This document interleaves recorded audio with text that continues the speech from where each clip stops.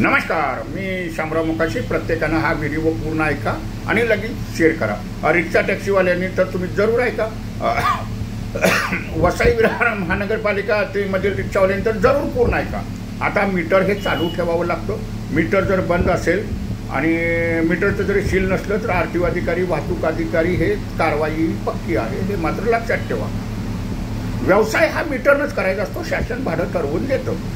आणि आता वसई विरारच्या रिक्षा तर आता मुंबई महानगर क्षेत्रात 1025 गावात मीटरनं व्यवसाय करणार आहेत आणि त्याची कारवाई अंमलबजावणीसुद्धा आता RTOवाले, वाहतूकवाले यांच्याकडून ही होणार आहे. हे मात्र कुणीही विसरू नका. रिक्षा टॅक्सी चालकांची जबाबदारीच आहे, कायदाच आहे मीटर चालू स्थितीत असणं.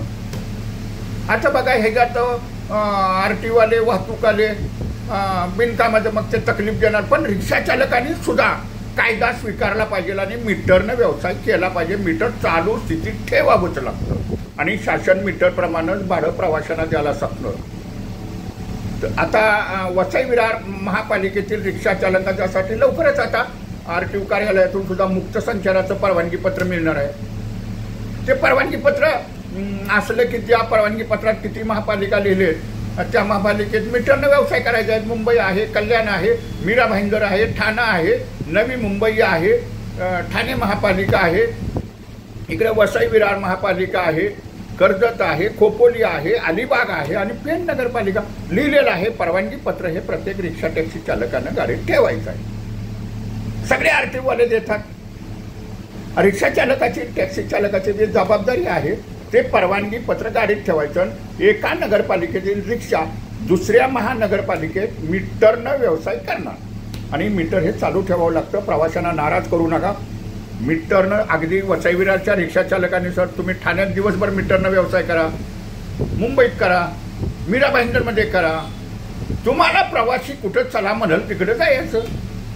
पैसे तुम्हाला मीटरमध्ये दिसतील तेवढे प्रवासी पूर्णांकात देतात. तर त्याच्यामुळं येणाऱ्या काळात या मीटरचा जो फोकस आहे तो मुंबई महानगर क्षेत्रातील रिक्षा चालकांच्यावरती तर आहेच. म्हणजे कायदा हा राज्यासाठी जास्त प्रत्येक ठिकाणी मीटर पद्धती चालूच होणार आहे. आणि आता 4 सीट वगैरे हे काय आता बसवण्याची काय आवश्यकताच नाही. खरं वास्तविक चालू होणार आहे असं नाही. मीटरनंच व्यवसाय करायचा असतो. पण जर रिक्षा चालक, तो वाहन मालक जर मीटरच चालू ठेवत नसेल तर मग शासनाची यंत्रणा असते, ती कारवाई करते, मग दंडात्मक कारवाई करते किंवा त्यांच्या पद्धतीनं ते अनेक पद्धतीने कारवाई होते. मी एवढंच ह्याच्यातून सांगणार आहे. वसई विरारमधील रिक्षा चालक, कल्याण, डोंबिवली, ठाणा, मुंबई, मीरा भाईंदर सर्व रिक्षा चालकांनी आपापली मीटर अपडेट ठेवा. RTOला जाऊन मुक्त संचाराचं परवानगी पत्र आणून ठेवा. RTOवाले देतात. गाडी तो पेपर आहे, परवानगी पत्र आहे, ते परवानगी पत्र गाडीत ठेवायचं. जेवढं परवानगी पत्रात लिहिलेलं आहे त्या महापालिकेत मीटरनं व्यवसाय करायचा असतो, हेही प्रत्येकानं लक्षात ठेवा. आणि आता वसई विरारच्या महापालिकेत सुद्धा मीटरनंच रिक्षा चालतील. प्रवाशांनी सुद्धा त्यांना मीटरनंच पैसे द्यायचे आहेत. जे काय होतात ते फक्त पैसे पूर्णांकात द्यायचे. आता पूर्णांकात म्हणजे काय, 50 रुपये 50 पैसे झाले तर तुम्ही 51 रुपये मात्र द्यायचे आहेत, हे लक्षात ठेवा. प्रवाशांनी सुद्धा मीटरनं रिक्षानं पाक तुम्ही वसई विरारमधून पाक मुंबईला तुम्ही जाऊ शकता, सायन बांद्र्यापर्यंत, कल्याण, कर्जत, खोपोली, अलिबाग. ह्याच्या परवानगी पत्रात लिहिलेलं आहे ना. हा 4/3/2008चा आदेश आहे आणि त्या आदेशाची अंमलबजावणी आता कडक पद्धतीनं होणार आहे.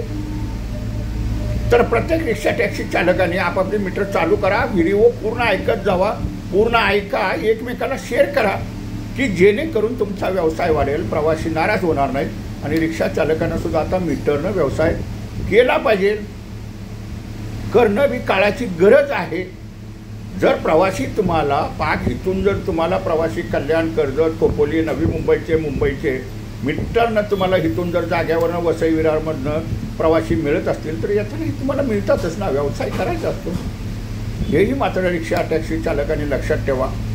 आणि आपापली मीटर बी ही चालू ठेवा. कारवाई होत असते. आणि वसई विरार, खास करून मी वसई विरार महापालिकेतील रिक्षा चालकांनी तर जरूर RTO कार्यालयातून परवानगी पत्र आणा. कल्याण, डोंबिवलीच्या मधील रिक्षा चालकांनी कल्याण RTOमधनं आणा, नवी मुंबई महापालिकेचे रिक्षा चालकांनी त्यांच्या RTOमधनं आणा. मुंबईतले RTO अधिकारी देतात, ठाण्याचे RTO अधिकारी बी परवानगी पत्र देतात, ते मागितले असं काय नाही, हेही लक्षात ठेवा. आणि मीटरनं व्यवसाय करा मात्र, नाहीतर मग ते RTO अधिकारी वाहतूक अधिकारी कारवाई करतात आणि फुकटच आपल्याला दंड होतो. वाहनाचे पेपर बी अपडेट ठेवा, व्हिडिओ शेअर करा. धन्यवाद.